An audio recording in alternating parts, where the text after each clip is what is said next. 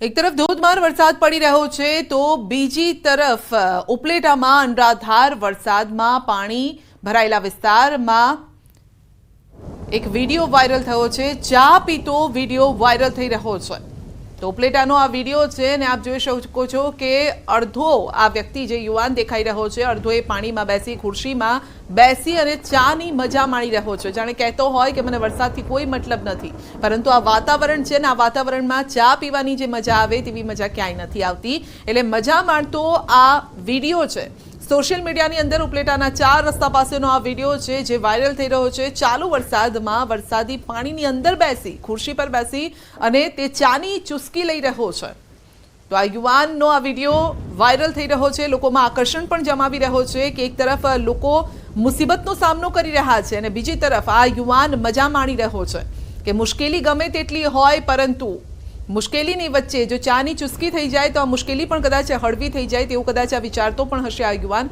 અને તે પ્રકારનો આણે વિડીયો પણ બનાવ્યો છે।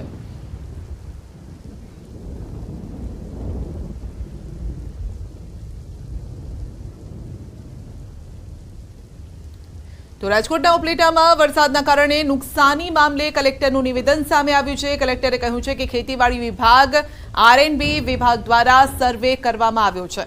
ઉપલેટા તાલુકાના લાઠ, ભીમોરા, તલગણા, કુંઠેચ, સમઢિયાળા સહિતના ગામડાઓમાં સર્વેની કામગીરી શરૂ કરાઈ છે। ભારે વરસાદના કારણે જે લોકોના ઘરમાં નુકસાન થયું તેનો સર્વે કરવામાં આવ્યો। 8 દિવસમાં સર્વે કરવામાં આવશે તેવી પણ સરકારની ગાઈડલાઈન હશે, તે મુજબ સહાય મળશે। સર્વેની કામગીરી ચાલુમાં છે। હું પણ જિલ્લા વિકાસ અધિકારી સાથે જે રાજકોટનો છેલ્લો ગામ છે ભીમોરા લાઠ એ આખી પટ્ટીનું અમે લોકોએ સર્વે કરેલો, જે સર્વેની કામગીરી ચાલતી હતી એની જાત ચકાસણી કરી। એમાં ઘરવખરી જે સહાય છે એનો સર્વે 3 ગામોમાં ચાલે છે। આ સિવાય R&B panchayat, R&B state, national highway પણ પોતપોતાની સડકોમાં જેટલું નુકસાન થયું છે એનું આકલન કરી રહ્યા છે। ખેડૂતો માટે જે પાક ધોવાણની જે વાત છે એનો પણ ખેતીવાડી વિભાગ દ્વારા સર્વે કરવામાં આવી રહ્યું છે।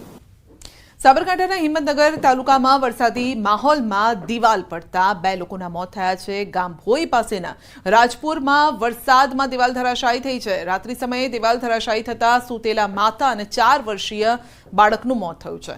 કાચા મકાનની દિવાલ ધરાશાયી થતા બંનેના મોત થયા છે અને રાત્રિ સમયે સ્થાનિકો સારવાર માટે હોસ્પિટલ તેમને લઈ ગયા હતા। માતાનું સ્થળ પર તો બાળકનું સારવાર દરમિયાન મોત થયું છે। અરવલ્લીની ધામણી નદીમાં તણાયું હતું દંપતી। રાત્રે સ્થાનિકોએ દંપતીનું રેસ્ક્યુ પણ કર્યું। પાણી ઓસર્યા બાદ નદીમાંથી બાઇક મળી આવ્યું છે। સાઠંબામાં ધોધમાર વરસાદથી ધામણી નદી 2 કાંઠે વહેતી થઈ છે અને જેના કારણે એક દંપતી તેમાં તણાઈ ગયા હતા। જોકે તેમનું રેસ્ક્યુ કરવામાં આવ્યું ને હવે તે બાઇક પણ મળી આવ્યું છે। તો મોડી રાત્રે આ દંપતી પાણી ભરાયેલા હતા અને તેવા સમયે ત્યાંથી પસાર થવું તેમના માટે આફત બનીને આવ્યું હતું સામે અને જેના કારણે તેઓ તેમાં તણાઈ ગયા, પરંતુ તેઓ બચી ગયા અને હવે બાઇક પણ મળી આવ્યું છે।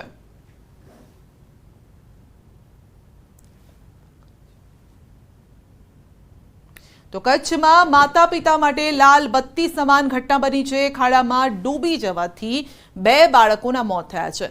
ગાંધીધામમાં અપનાનગરમાં ઘટના બની છે। કન્સ્ટ્રક્શન સાઇટ પાસે ખોદેલા ખાડામાં પડી જવાથી મોત થયું છે અને કન્સ્ટ્રક્શનનું કામ ચાલતું હોવાથી અહીં ખાડા ખોદવામાં આવ્યા હતા।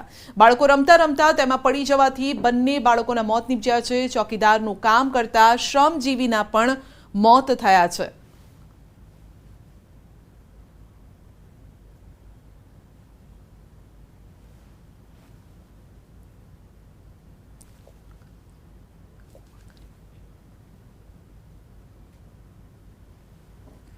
અત્યારે વલસાડની વાત કરીએ તો વીજ કરંટ લાગતા મહિલાનું મોત થયું છે। પાણી ભરાતા વીજ કરંટ લાગતા વૃદ્ધાનું મોત થયું છે।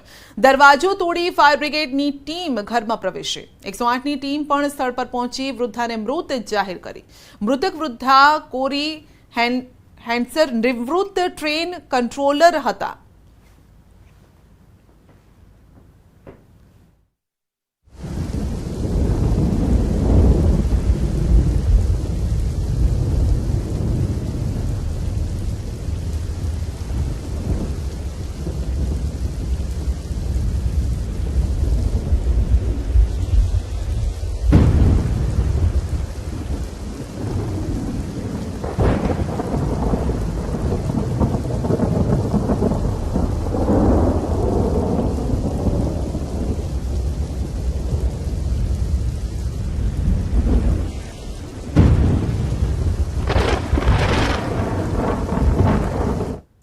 રાજ્યમાં વરસાદ અને સર્જાયેલી સ્થિતિ અંગે બેઠક યોજવામાં આવી છે. અધિકારીઓ સાથે સીએમએ યોજી છે સમીક્ષા બેઠક.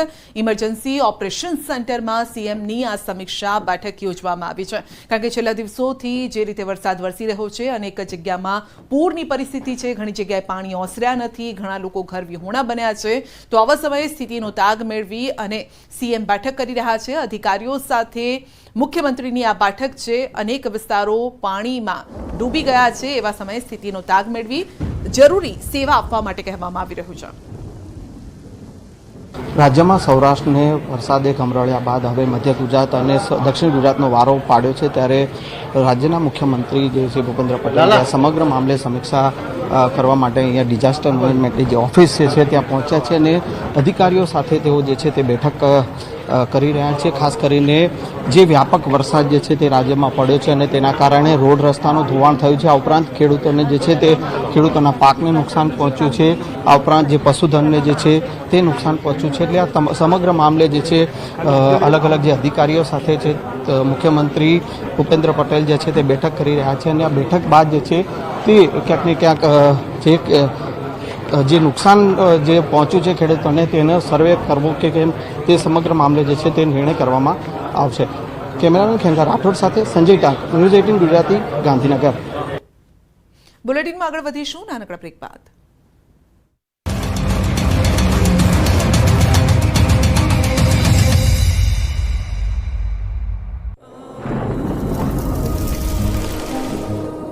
જળવાયુ પરિવર્તનનું જોખમ આપણા દરવાજે પહોંચી ગયું છે.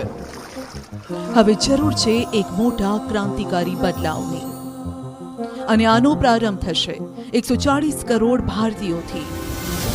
આ ક્રાંતિ શરૂ થશે એક વૃક્ષથી. એક વૃક્ષ માનવતા માટે, એક વૃક્ષ આ ધરતી માતા માટે, એક વૃક્ષ આપણા ભવિષ્ય માટે. પ્રોજેક્ટ વન ટ્રી, ન્યૂઝ 18 નેટવર્કની એક મોટી પહેલ.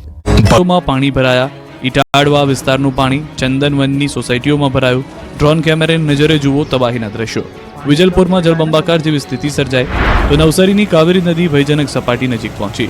જેટલી નજીકથી વહેતી કાવેરી નદીમાં જળ સપાટી વધતા કાંઠા વિસ્તારના લોકોને એલર્ટ કરાયા. કાવેરીના પાણી બિલીમોરા નગરપાલિકાના દેસરા વિસ્તારમાં પ્રવેશ્યા.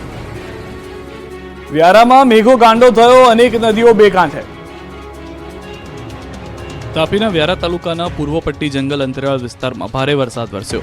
લખાલીથી ચીચબરડી, વડપાડા, રાણી આંબા, ઢોંગી આંબા, વાલોઠા, ભૂરીવેલ, લખાલી આ 7 ગામોને જોડતો કોઝવે હાલ પાણીમાં ગરકાવ થયો. ધસમસતા પાણી આવતા 7 ગામો સંપર્ક વિહોણા બન્યા.